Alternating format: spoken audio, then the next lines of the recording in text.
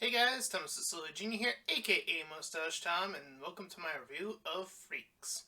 So if you end up enjoying this video, then consider joining my Patreon page, which will be the link in the description below. So, this is a movie that doesn't fit the old Christmas theme, but you know what? Fuck it. That's what I said. As soon as I saw this movie, I was like, you know what? I'm just gonna review it. So, this movie starts off with a young girl inside a house, and she seems to be boarded up. Her name is Chloe, and um, her dad is always trying to continue bordering up and things of that nature. In the very beginning of the movie, it seems to have a very harsh indication that something very bad, like he's the very bad guy. But let's calm down. As we see her practicing about all of this information, this fake information, being able to fabricate a story, being able to lie. And we also see him cleaning up a gun, and he indicates pretty early on that she needs to lie in order to be seen as normal. And we also see very early on that they have a lot of money on them. We see also that the dad's eye bleeds, and this is going to come into effect later on as we learn later on, but we'll get to that in a moment, or a little bit later on, as I mentioned. So, and then she does a little bit of cleaning up, and she mentions this place called the Mountain, and this causes him to freak out a little bit. So, in the process of hearing that, he burns all of these letters that he's been receiving. Meanwhile, she's missing her mom and drawing a pillow version of her mom. She's able to check this room, which is like in the attic. It's like a door that's like attached to a different room in the attic. And she sees this woman who she doesn't recognize, and we'll get to that in a little bit. But for the moment, she thinks it's like some sort of ghostly figure that she's like seeing or whatever. So the dad checks in on her, and she heads down, seeing that someone is at the door, or someone sent something in through the door. And she picks up a book and looks into it as she heads back up. And she sees this ice cream book person, and she also I guess this is where the stuff starts happening. So she's always asking for this girl named Harper, which is like this next door neighbor that she has. And she's looking out at Harper, who's getting this ice cream, and she's through her mind's eye, she's looking at Harper, and she's telling Harper over and over through her mind to get ice cream for her, and suddenly she goes into a trance, that being Harper does. So we see that Harper's mother, named Nancy, kind of moves in and says, "Hey, what's going on?" But the father pushes both of them away after the lack of ice cream. So he punishes her for breaking the rules and leaving the room. So it's here that we see that Harper has the ability to mind control people. And that there are other I want to say superhero, but not necessarily, but they just have superpowers, I should clarify. And her ability, as I mentioned, is being able to manipulate others into doing what she wants. So, she gets punished for this, and we also see that she's able to meet up with Harper in her room, so she's able to communicate with Harper from where she is, and that's going to come into effect a little bit later. So she still wants ice cream because she's young and very wanting of things. So she wants ice cream. She's demanding that the dad gets her some ice cream. And he says fine, he'll go with it, but he also needs to get some supplies, so he brings his gun with him. When he comes back, very briefly after, it's like a cut, and then we see the dad gets shot in the process in the chest area. So he passes out in this weird blah blah blah effect. It's what I would call it. Kind of warps back into him, meaning that he has some sort of power too. So we see on the news that there are drones, and there have been several attacks that have happened. And Cleo takes the money, some of her money, and a gun as well. So she heads outside for the first time and sees this truck and the old man that's still there. Him still being there because they were in that house for like a while. It's very indicative that I'll just say now, that the dad has the ability to stop time. Or at least slow it down significantly. So, this is, again, one of those moments of like, you probably shouldn't have done it that way, but the old man invites her inside the truck. So, old man invites little girl inside truck. You can probably see why that would have some bad indications these days. Pedophile alert, question mark, but no. It ends up not being that, as she does end up going in the truck anyway. And I believe as they're traveling, they're talking about, like, he's trying to gauge what her power is, and they see other people that are able to use some sort of power. And they end up going to this park where they're out in the open, and he's, again, trying to gauge more about what her powers are capable of. So this guy, who we don't know yet, mentions how her mom is, like, super famous. And an officer's like, this is starting to look a little bit weird. So she forces the cop away after the cop is, like, holding them at gunpoint. And it turns out that the old man reveals that he is her grandfather. So, the grandfather gives her an item to knock out her dad the next time she hears the music of his little thing. So the dad wakes up when she returns, and she says that she hates her dad now. Hate you, Dad. She gets that sort of attitude towards him for locking him away for so long.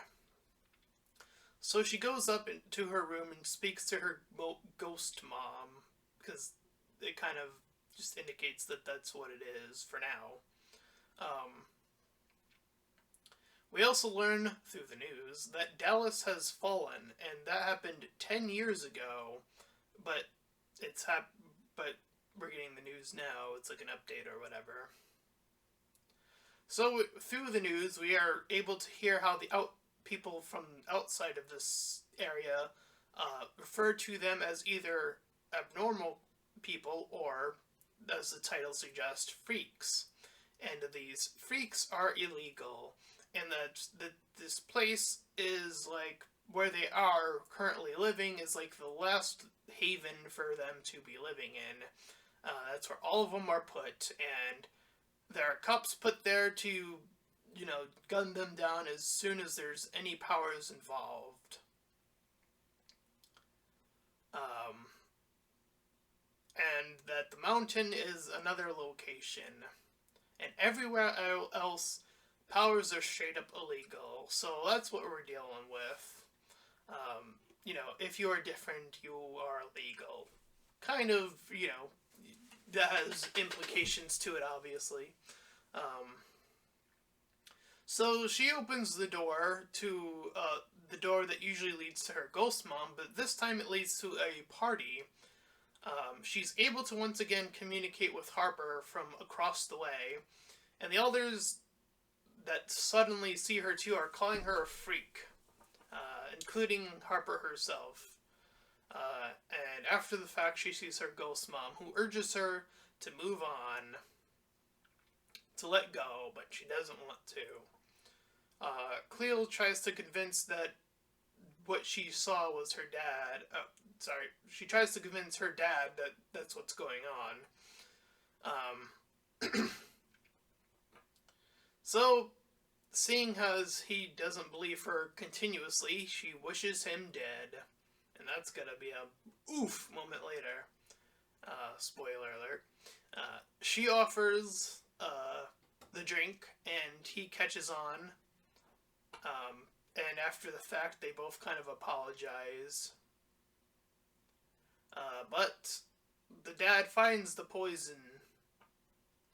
So she tells him to go to sleep anyways, and he does. And we see the bubble thing that he pops up, goes back into him. So the time speed thing goes back off. And this is the first time she bleeds from the eyes, which now is an indicator that if you use your powers too frequently, you start to bleed. So I do like that the world that this is building has some sort of rules. I do like that. That it's not just all powerful, like, well, mostly not all powerful. We'll get to that in a bit, because boo boy. So she takes some money and heads over to her grandpa to essentially do some stuff. So they're going out to an area, they go to eat, and the grandpa tells her the story about this unicorn and how it's essentially an allegory for what their family just went through. Excuse me. So they head to the parlor with him disguised as a priest, and they meet Agent Gray. There, he claims that he wants them to move them over to Manic Mountain. I believe that's what they called it, Manic Mountain. So, this isn't in her best interest, of course, so she doesn't know much about what's going on, because the grandpa is more fixated on saving his daughter, and doesn't really care for his granddaughter. Like, as long as he can get to his daughter, that's all that matters to him. So we also know from this scene that the grandpa can go invisible. That's his power.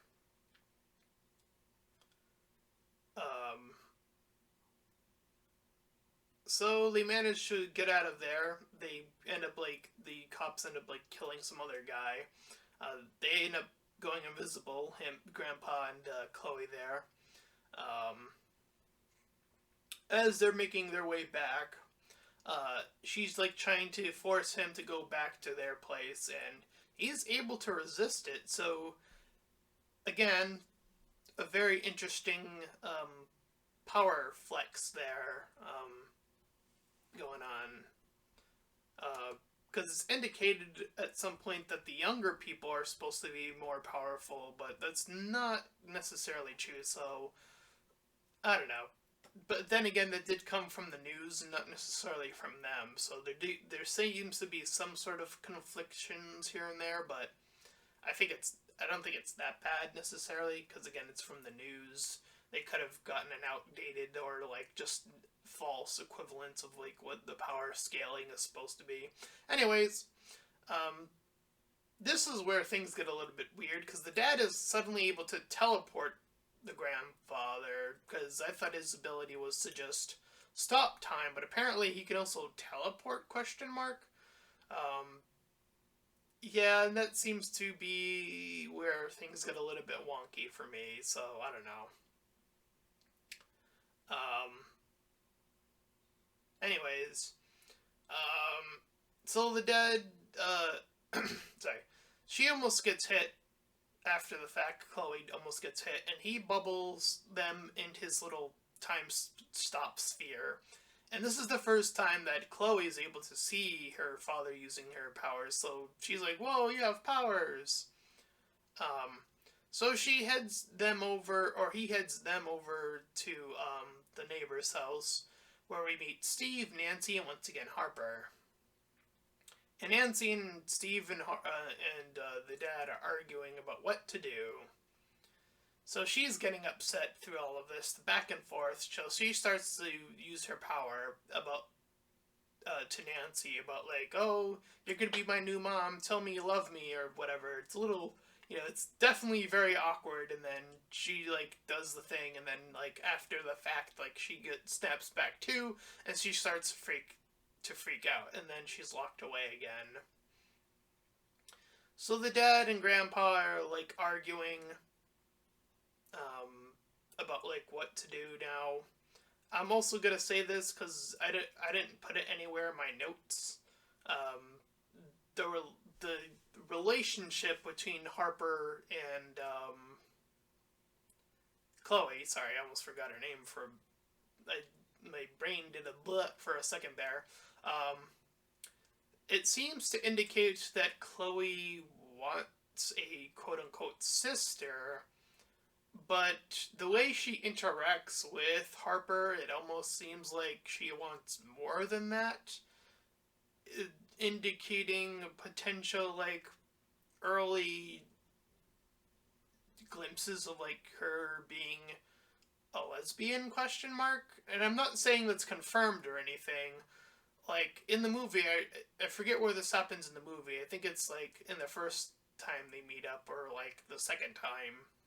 Um, when they're in the room, she's like, "Oh, pretend to be my mom" or whatever. She says something like that, and then she's like, "Kiss me," and then like it's like a kiss on the cheek or whatever. But I don't know. It does seem like again there could be like potential leading in that way.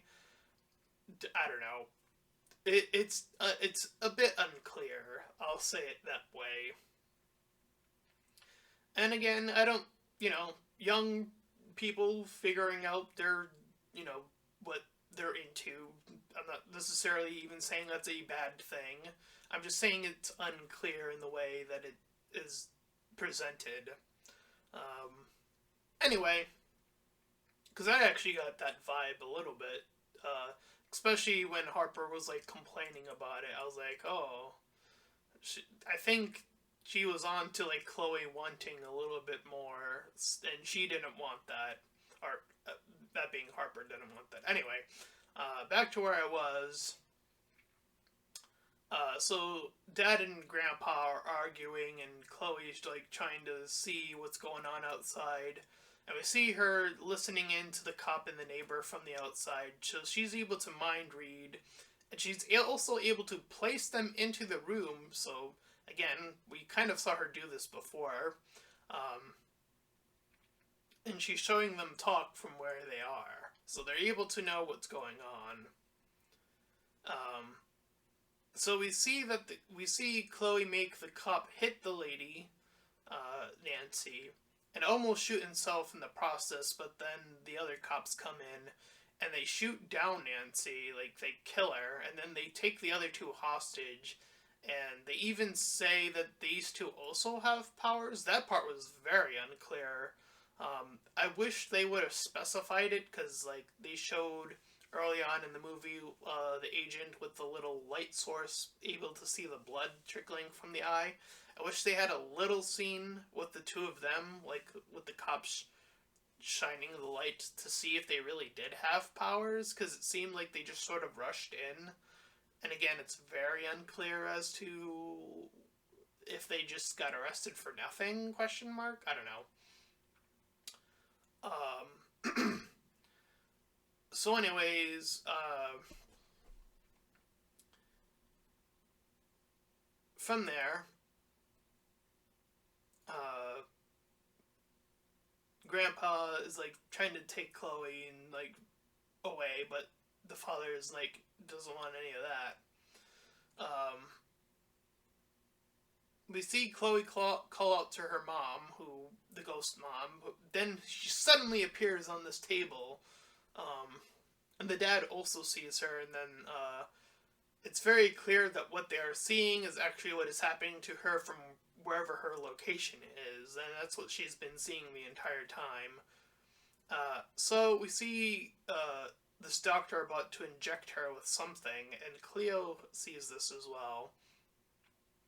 Meanwhile, the dad sees that, or hears that the agent is coming in, so he has to go out there and stall. Uh, so she tells him to play pretend while she tries to help her mom by controlling one of these guys, and helping her from the inside. Um, so as I mentioned, the other family is like arrested, um, and we also see that she the agent calls the father by the real name, so she already knows what the deal is. So she also knows that the grandpa's there after a bit. All the while, we're also getting this alarm chase of like the daughter trying to help her mom. Um, so the dad is shot. He tried to activate his powers, but that was not quick enough to stop a bullet. Apparently, the agent shoots at the grandfather as well. Uh, and Chloe's seeing her come in after the fact, and knowing that she's like trying to stop her. Chloe makes the agent shoot herself. That's actually what happens. I kid you not. Um, and the father slows down time,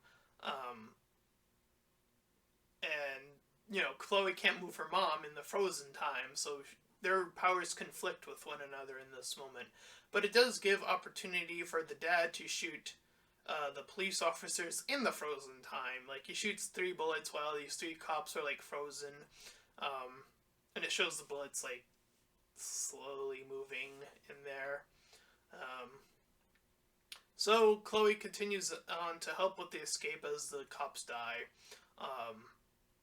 And for some reason, Chloe ends up like downstairs all of a sudden. Like, she like falls down. That part was a little bit bizarre. Like, it doesn't show like how she ended up getting down there. She screams out as like things are getting bleak. And this is at the very moment that the mom gets out, and we see that the mom is able to burst out and fly. That's her main ability, and she's able to just explode through people with her flying ability. So we see that a missile is being thrown at them, and it's going to explode. So the dad slows down time, carries his daughter out of the house, as we see that the missile is still moving, and we see the effect of like the explosion happening as it's making impact. And we see the father managing just to get out at the nick of time, and get her out. But in the process, he still wasn't able to get far out himself, out into the point of where he died. So Chloe's upset about that, like, as I mentioned earlier. And the mom is able to get to her after clearing some guys out. And Chloe's like, oh, we don't need to hide anymore. So the mom takes her off into the air, and that's where the movie ends. So there are a few conveniences here and there. Definitely a little bit of like, it's questioning like where certain things are supposed to go. Like, did the neighbors have powers? I don't know. There's just some parts that were like odd implications at first glance, and then they fix it later on. And I think that could have been avoided, and I don't know if they were trying to make it like, it could be this thing, but it's not going to be that thing. I don't know what they were going for with that, but, for the most part, I think that the power part, again, there was like that one big part where it felt like it was a little bit contrived. That's definitely something you have to be very careful about when making a movie about powers and that's going to be your focus, is being very careful about, like, oh, uh, how the dad is able to suddenly teleport, and it didn't seem like that was his main ability, and I don't know. And maybe it wasn't a teleport. Maybe the grandpa made them go invisible? Question mark. I think that's what happened, but it was.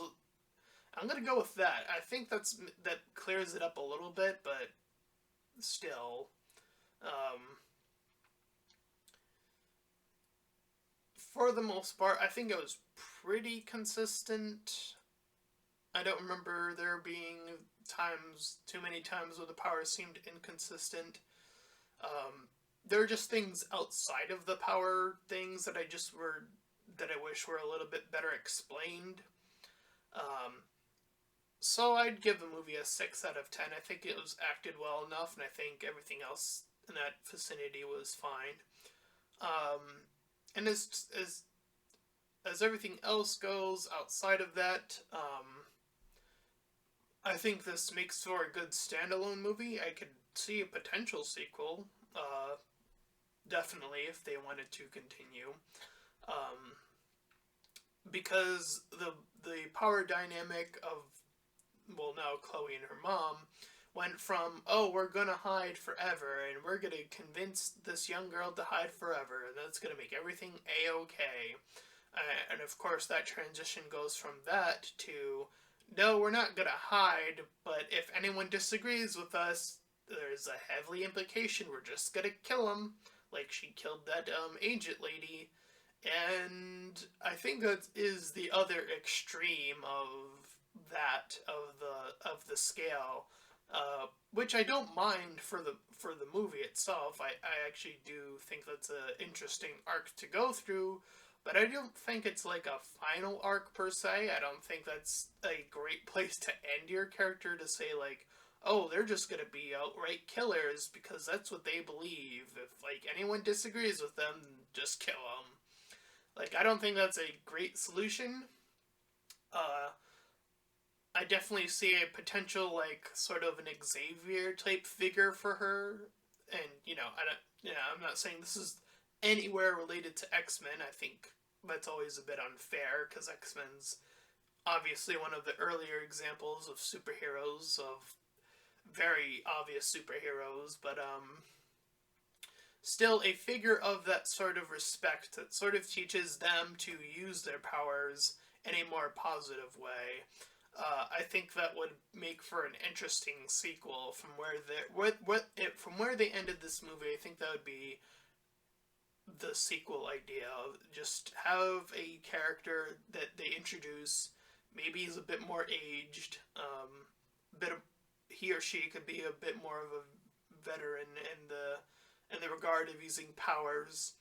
And they teach both Chloe and the mom, be like, hey, there's another path here we can potentially use. And the thing is like that character can have that weakness to be like, if someone disagrees with us to the extreme, then we can take your route. Like, that route isn't necessarily off of the table, but I'm just saying, let's put this route in front of that route, because I think people deserve at least that chance, even if they don't understand at first glance. I think there's a lot to be said about, fears. You fear what you don't understand. That line, or that phrase, I should say. I think when we hear that phrase, I think there's a very closer implication that, like, when we fear something we don't understand, we do the extreme, and I don't think that's necessarily always the case. I mean, it tends to lead that way, but not always, and from understanding, I think there's that little beacon of, like, you can go that way, so there's that. Anyways, again, that was a 6 out of 10, and if you enjoyed this review, then please feel free to like, comment, and subscribe. Also, make sure to check out those links in the description. One will head you over to my Discord server. The second will head you over to my Patreon page. Any donations are desperately needed. And until next time, everyone, bye bye!